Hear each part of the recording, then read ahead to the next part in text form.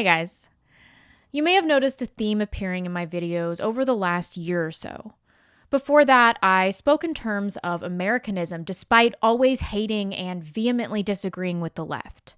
I felt like we were simply groups with differing worldviews and still, for better or worse, fell under the same broad category. We were still all Americans, and despite our divergent perceptions and values, at the end of the day, we shared a very basic, very innate part of our identities. And that had to mean something to all of us, right? This belief that we're all bound together has really changed for me. And to be honest, I feel quite naive for ever having held it at all. As I learned more about the left, observed their behavior, internalized their abhorrent slander and treatment of me and people like me, I began to develop some clarity. Yes, there are many leftists who have just blindly adopted the paradigm, but at some point in this journey, it became clear that I share virtually nothing with these people. And at some later point in the journey, I had a revelation. It isn't just that I share nothing with these people. It's that leftists actively want to destroy the things that I hold most dear. This has been a pivotal week for America. Kavanaugh is clearly the victim of the worst political smear I've ever seen, and because it's politically convenient, the left no longer cares about one of our most foundational principles, one that defines our legal system and our nation: the presumption of innocence. What I believe is we ought to get to the bottom and find the facts in the way that the FBI has always done. There's no presumption of innocence or guilt when you have a nominee before you. The left has bastardized the founding documents in order to meet their needs, especially with regards to gay marriage and abortion.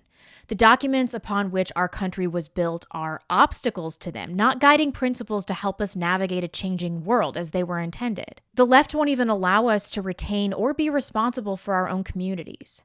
To secure future voting blocks, they're not only willing, but eager to decimate our country and communities culturally and demographically. We're unable to defend our borders, and at this point, I think it has also been made quite clear that Democrats want a borderless society where multiculturalism permeates every community, irrespective of the will of the community in question. With no devotion to the rule of law, to the will of communities, and having stated their objective to fundamentally change the best, most foundational parts of our nation, how can I expect to reach a compromise in terms of governance? Leftists have revealed that if we give them an inch, they will take a mile. It isn't just the government and communities. The left has attacked the family. Welfare dependence is a major cause of high divorce rates and the nuclear family's destabilization, and, surprise, surprise, is universally a central tenet of leftist doctrine. Without strong communities and families, we have atomized, government-dependent individuals ripe for voting for the kinds of policies that will take care of them and keep them safe because their agency has been stripped. They no longer have the ability to take care of themselves and keep themselves safe. It's essential for the left to keep women in particular away from the care and protection of a man, hence the focus on abortion. As is apparent with the Kavanaugh hearing, leftists are going to rip apart the country so that women have the right to kill their own children and avoid being part of a functional family unit. This is a person that is going to be sitting on our Supreme Court making decisions that will impact women's reproductive choice.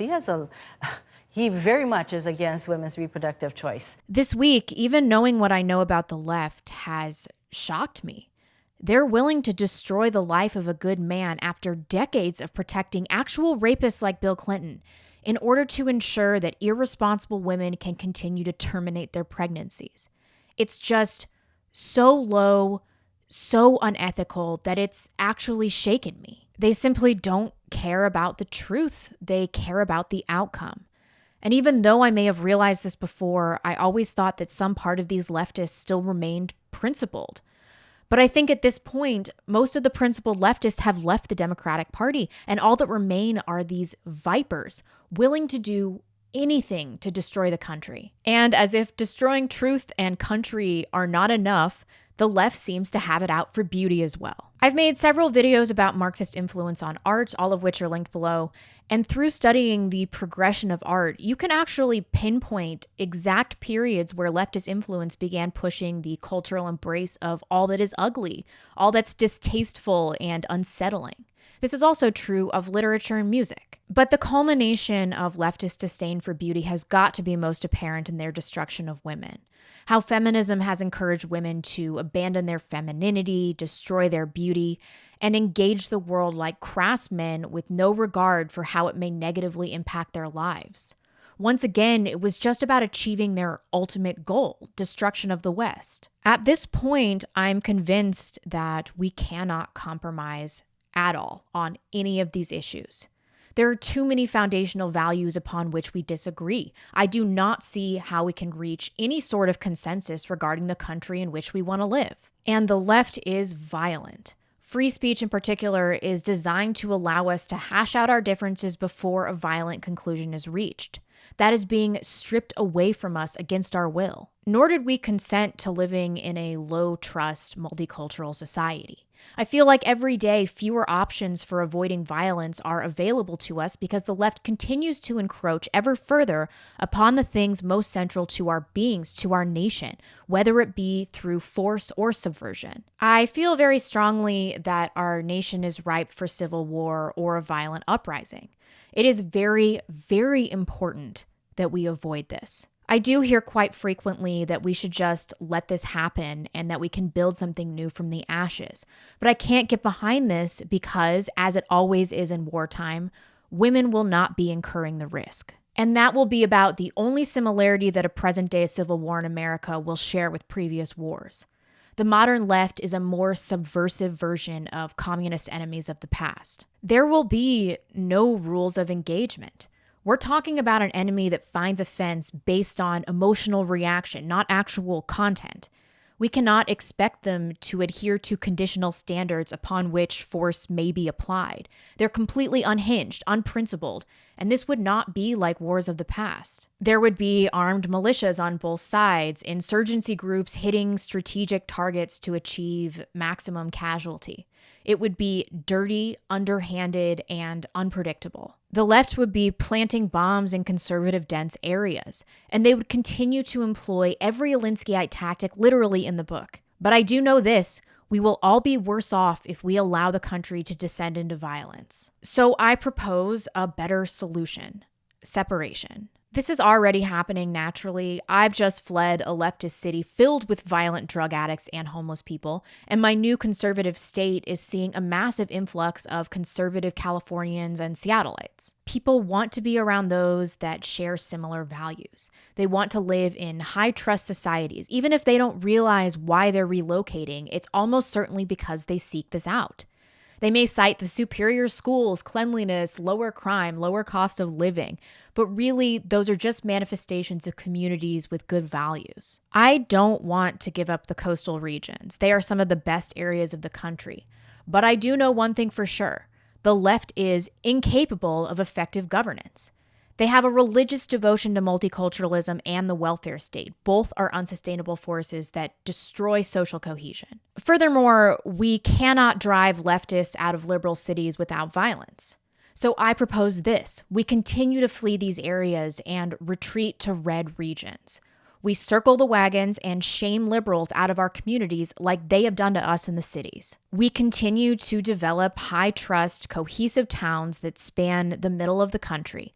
We live happy, fulfilled lives where we engage in commerce with one another, give our children classical educations, and leave our doors unlocked.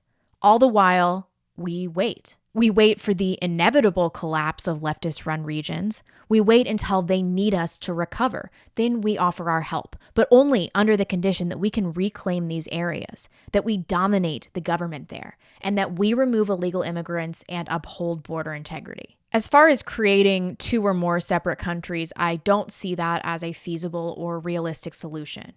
The separation of which I speak will be cultural and physical and is already happening, but will not exist legally. That would leave us vulnerable to foreign intervention. You may ask, rightfully, why should we have to leave these areas? And what about all of the jobs in these cities? I know this is unfair and it's not ideal, but when a takeover is not possible without violence and we're getting pushed out of these areas anyway, it is the only option. Further, you will be happier. Moving to a conservative community will drastically improve your life. In terms of jobs, we should not be giving corporations our labor, our skill set, or our time if they would fire us if our political viewpoints were revealed. That is not a stable career, and with so many remote possibilities that require no degree, I really believe that career restructuring and relocation is possible for most people. That little bit of hope that we could make our country work again has been dashed this week, almost certainly because I'm watching the left rip apart the republic to protect abortion. Yet I am still hopeful for our future. No amount of censorship or slander is going to stop this wave of thought. They can get the individuals, or at least try, like with Kavanaugh. But every time they employ these dirty tactics, they become less powerful. The landscape for accusations like this and this kind of public circus won't be the same in 10 years, 5 years, even a year. There's a reason they're pulling out all the stops, and they can't do it effectively more than a few times. Just hang in there. Thanks, folks, and I'll see you soon. Bye.